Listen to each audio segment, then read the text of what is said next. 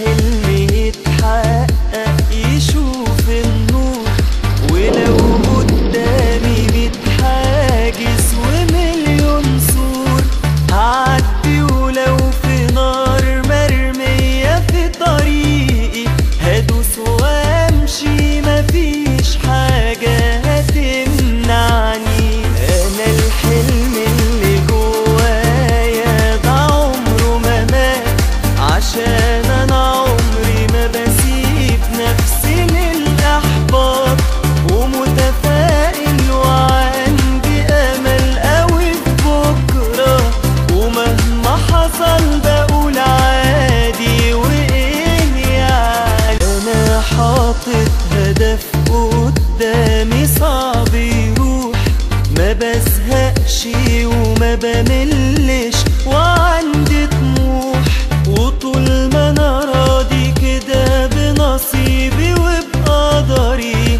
اقع وارجع اقف تاني ما بضعفش. ما هي الضربة اللي ما تموتش بتقوي، ومتأكد يا دنيا انك هتحلوي، وواثق اني بسعى وربنا معايا عشان